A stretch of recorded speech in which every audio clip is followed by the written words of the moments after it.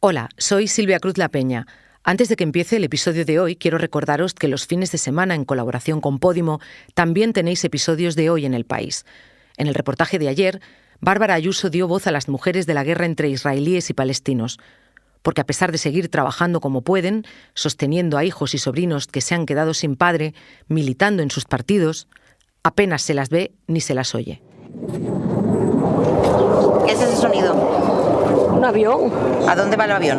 Se va por ahí, va a su destino.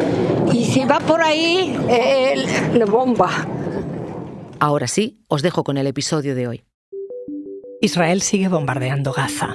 La guerra va para largo y será difícil, dice el primer ministro israelí. Benjamín Netanyahu se niega a un alto el fuego. Lidera el gobierno más radical, más a la derecha de la historia de Israel.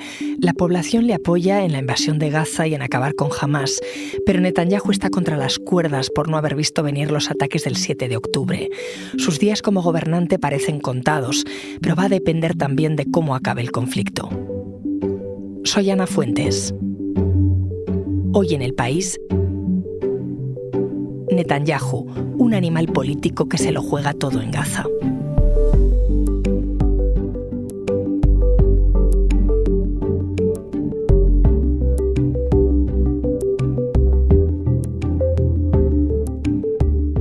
Hola, Antonio.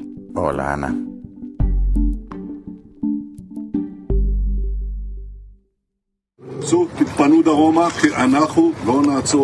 Antonio Pita es el corresponsal del País en Oriente Próximo. Estamos escuchando al primer ministro israelí, Benjamín Netanyahu, hace unos días, cuando visitó a las tropas que están llevando a cabo la operación especial, así la llama el ejército israelí, en Gaza. ¿Qué les decía? Les decía el mensaje que viene repitiendo Netanyahu durante estos días. Nada nos detendrá y los civiles de Gaza tienen que dirigirse hacia el sur porque no van a parar. De todos modos, el ejército israelí sigue bombardeando tanto en el norte como en el sur de la franja y ya está combatiendo dentro de la capital. Los ataques del 7 de octubre, por su dimensión, han sido el día en el que más israelíes han muerto en los 75 años de historia del país. Han sido un shock para los israelíes. La respuesta del gobierno y del ejército ha sido implacable. Tanto la izquierda como la derecha, que venían de muchos meses de desunión, se han unido. El apoyo es masivo a los bombardeos, al hecho de que los civiles son, en el mejor de los casos, daños colaterales y en el peor, cómplices de lo que ha pasado, y de que Israel no se puede permitir tener al otro lado de esa frontera jamás. Hay que invadirla y luego establecer algún tipo de seguridad.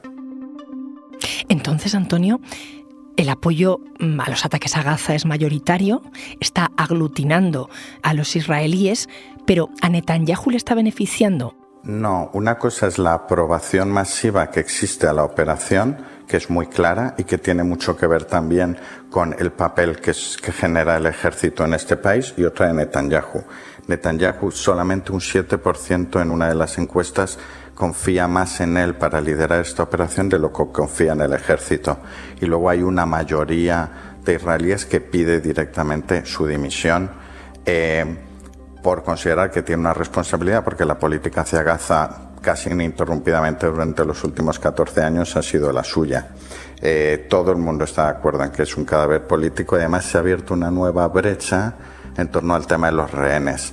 Aunque ninguno quiera decirlo así, la realidad es que una parte de la oposición a Netanyahu, de la izquierda sionista, está muy vinculada a la idea de lo primero es devolver de vuelta a los rehenes, hay que negociar, y si el precio a pagar es la liberación de presos palestinos hay que pagarlo, y luego ya haremos lo que haya que hacer, mientras que la derecha está más centrada en el elemento de la venganza y los rehenes como elemento secundario.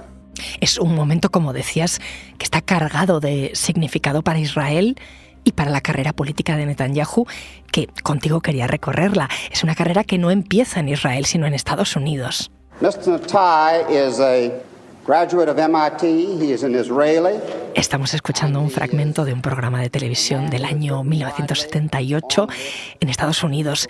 ¿Qué hacía Netanyahu allí, Antonio?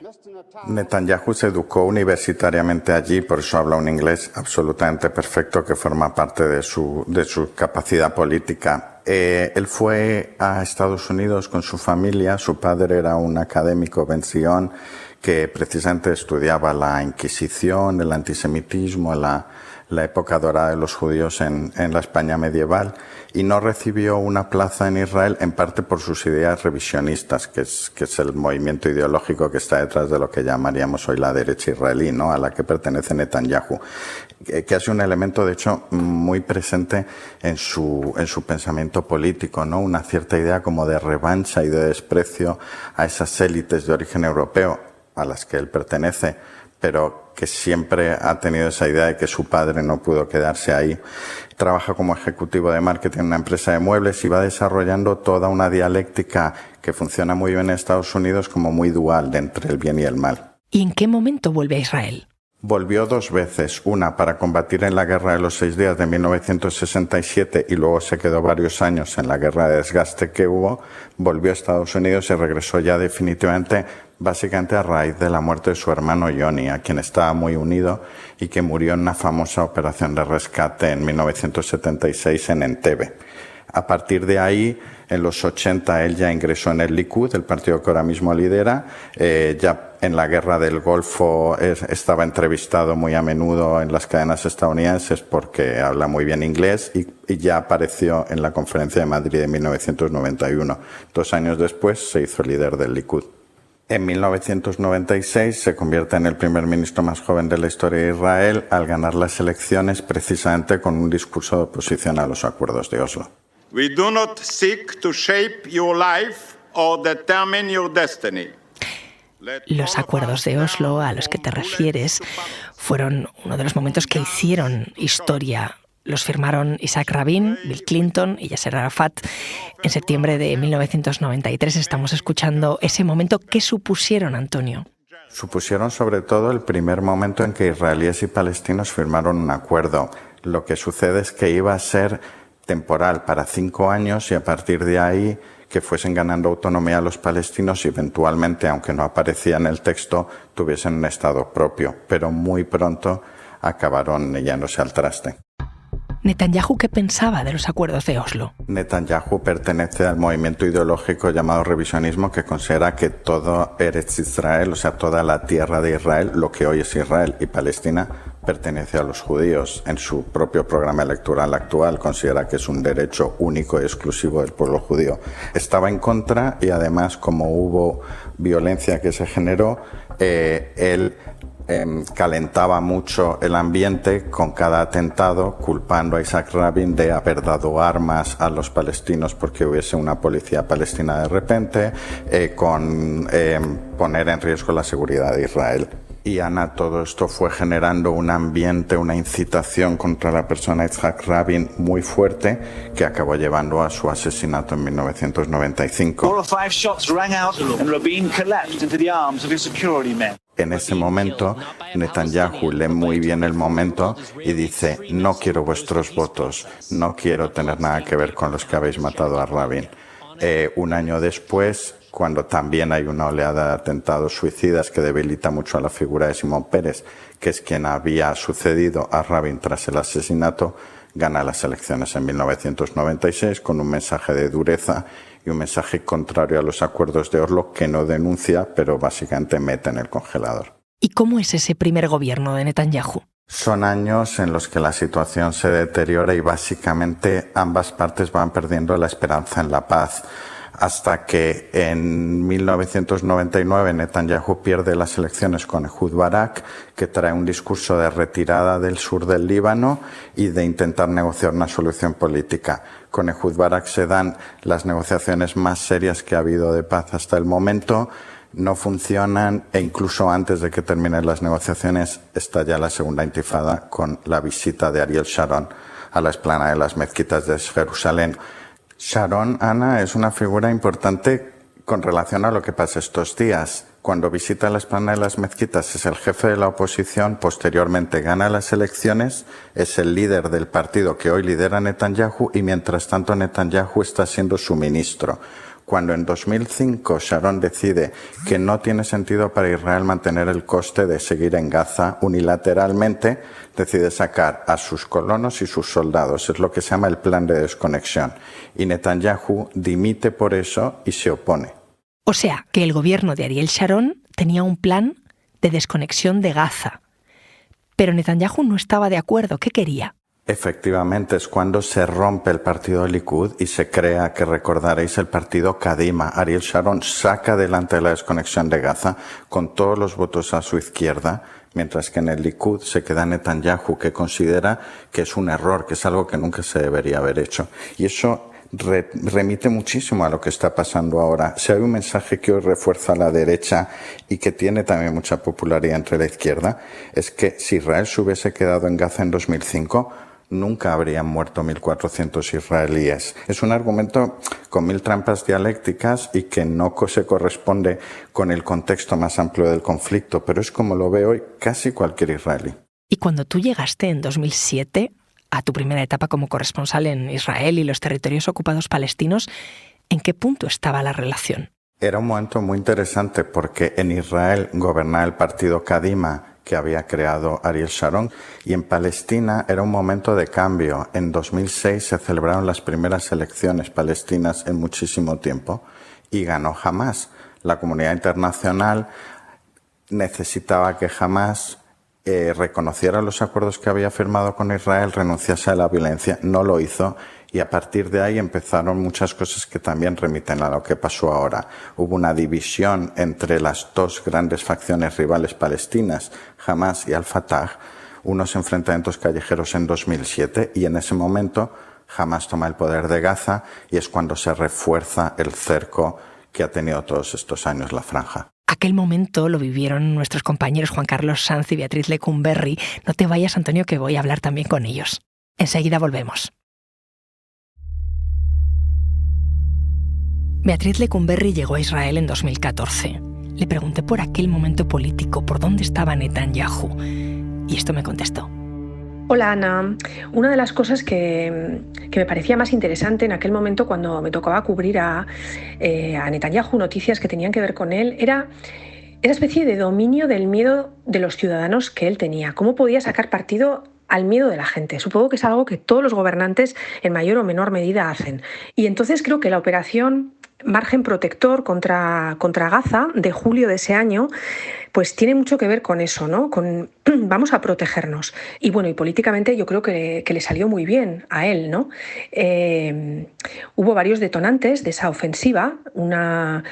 Es innegable que jamás había incrementado sus ataques contra Israel con cohetes, y también hubo el secuestro y asesinato trágico y condenable de 3 chicos israelíes que murieron en Cisjordania, murieron asesinados. Todo eso pues fueron las bases de esa operación terrestre que nos marcó a todos, porque fue, yo creo, la primera gran operación israelí en Gaza donde hubo muchísimas víctimas civiles que no tenían nada que ver en el conflicto. Pero lo que son las cosas, ¿no? Todo es relativo, porque en 50 días de ofensiva, en 2014, murieron 2.200 palestinos, de los cuales 500 eran niños, es decir, menores de 18 años. Y ahora llevamos menos de 50 días de ofensiva y han muerto ya más de 4.000 niños. Hola, Juan Carlos. Hola, Ana. ¿Tú qué recuerdas de Netanyahu cuando llegaste a Israel hace 8 años? Pues justamente en vísperas de las elecciones de marzo de 2015, unas elecciones en las que él apostaba por acaparar el máximo del poder, se presenta de nuevo a las elecciones con la marca que siempre le ha configurado de Mr. Seguridad. Obtuvo una clara victoria y en ese momento consigue formar un gobierno conservador. Se le llamó entonces el gobierno más conservador de la historia de Israel, pero como veremos luego fue superado por los acontecimientos. Pero también coincidió con otros elementos como la guerra de Siria, que cambia completamente el paradigma de interés en Oriente Próximo, y digamos relega de alguna forma el conflicto palestino. Además, Ana, yo destacaría también el hecho de que Netanyahu ha encontrado en la República Islámica de Irán el enemigo existencial que figura en los libros sagrados, en la Torá, en el Antiguo Testamento de la Biblia, donde pues, hay enemigos que quieren destruir a Israel. Entonces ese mensaje cala perfectamente en la población y muchos israelíes me han comentado durante los 7 años que estuve como corresponsal que cada mañana se levantaban con miedo ante las noticias que oían sobre Netanyahu de que iban a ser destruidos por Irán iba a acabar con ellos. Es cierto que las ayatolás nunca se han privado de decir que la entidad sionista, como se define al Estado de Israel, hay que eliminarla, hay que hacerla desaparecer del planeta. Por aquel entonces, Juan Carlos, ¿tenía apoyo en la calle Netanyahu? Sí, la verdad que Netanyahu, después de la guerra de 2014, encuentra un respaldo popular, se quita de encima a políticos como Yair Lapid, como Isaac Herzog, actual presidente, que podían haber sido socios de coalición, como ocurrió en los gobiernos anteriores, y prefiere mantener la alianza con los ultraortodoxos. Siempre ha tenido una gran conexión con este grupo que representa en torno al 10-15% de la población, y sobre todo con sectores populares, clases medias, bajas, que confían en él. Leyendo los artículos de tu época como corresponsal, te tocó cubrir muchos escándalos de corrupción. Sí, cuando Netanyahu estaba, digamos, en el mejor de sus momentos, considerado como estadista internacional, era recibido en el Kremlin, en la Casa Blanca, en el Elíseo, y tenía un gobierno asegurado de legislatura, el Estado de Israel, que a pesar de todos sus problemas, de sus fallos democráticos, tiene un sistema de autocontrol potente. La policía, el aparato fiscal, todo el sistema judicial empiezan a investigar, a tirar del hilo de denuncias, las cuales, pues llegaban todo tipo de regalos lujosos a la residencia del primer ministro en Jerusalén, y todo esto empieza a trascender. La prensa lo empieza a airear, y no son solo estas corruptelas, es también toda una presión para hacerse con el poder mediático. Finalmente, la justicia empezó a procesarle en 2020. Desde entonces está siendo juzgado por 3 delitos de corrupción, en 3 casos distintos, y mientras se mantenga como primer ministro tiene un cierto blindaje, no tiene por qué dimitir o apartarse. Y recuerdo también artículos tuyos sobre los colonos judíos en Cisjordania. ¿Cómo fue la actitud de Netanyahu con respecto a los asentamientos?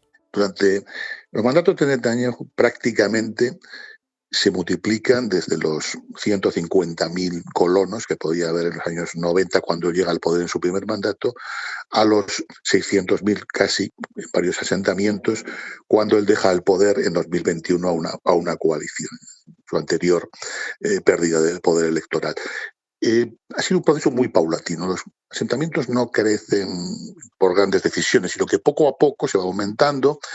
Es una labor constante, pero en la cual el Estado de Israel tiene un gran interés en ocupar con residentes permanentes. Pueden ser judíos religiosos, pueden ser ultraortodoxos, pueden ser laicos, pero siempre hay un desarrollo de lo que llaman aquí la empresa de la colonización o de los asentamientos, que está jugando a favor del control territorial de Israel sobre el territorio de Cisjordania, que es lo que prácticamente más le interesa al Estado de Israel. President Trump, Donald, Sarah and I are... Esto que escuchamos es la visita en 2017 de Donald Trump a Jerusalén.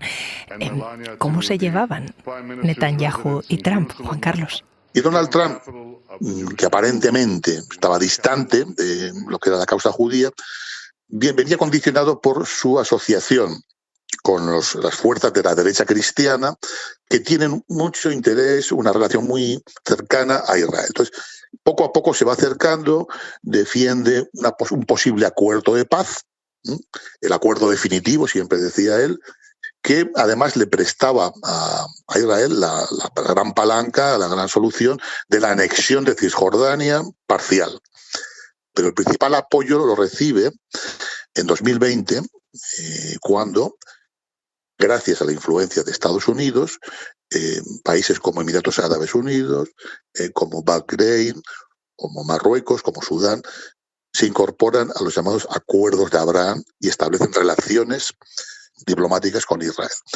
Y estamos realmente en las últimas semanas, últimos meses, en un proceso de acercamiento entre Arabia Saudí e Israel próximo a la firma de un acuerdo de relaciones diplomáticas. De hecho, se entiende que el ataque de Hamas del 7 de octubre tiene mucho que ver con la intención de evitar el momento y la oportunidad de evitar que se produzca ese acuerdo que para ellos hubiera significado el olvido para siempre de la causa palestina. Juan Carlos, gracias. Gracias a ti. Antonio, esos acuerdos de Abraham que me explicaba Juan Carlos para normalizar las relaciones entre Israel y los países árabes, ¿siguen en pie con el escenario de hoy? Siguen en pie pese a la prueba del algodón de la guerra. Nadie ha roto relaciones diplomáticas con Israel de esos países que en 2020 lo reconocieron. Lo que pasa, Ana, es que Netanyahu se jactaba de que había conseguido cambiar Oriente Próximo y se burlaba de los expertos que le decían que no se podía hacer la paz con otros países árabes, sobrevolando, como dijo el rey de Jordania, el tema de los palestinos. Y precisamente lo que ha sucedido ha demostrado que no se podía sobrevolar a los palestinos. Si hubiera hoy elecciones en Israel, ¿qué pasaría con Netanyahu, Antonio? Netanyahu es un superviviente político que cada vez que se le da por muerto saca un conejo en la chistera. Aún así, ahora mismo hay mucho consenso en que está en formol y que cuando acabe la guerra va a tener que dimitir o le van a forzar en dimitir. Si hubiese elecciones, el Likud podría ser incluso hasta la tercera fuerza política.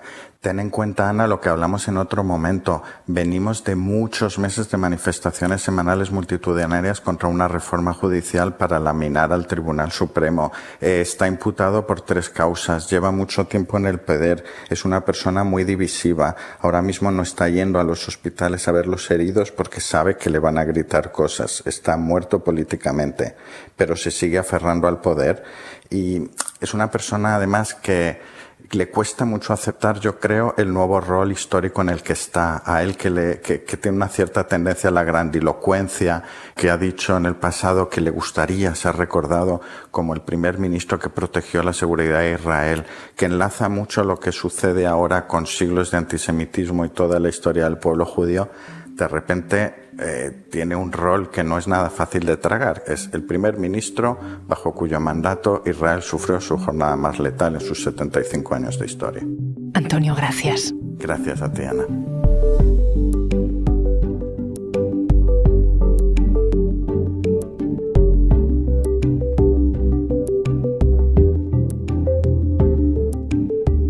Este episodio lo he realizado con el diseño de sonido de Camilo Iriarte.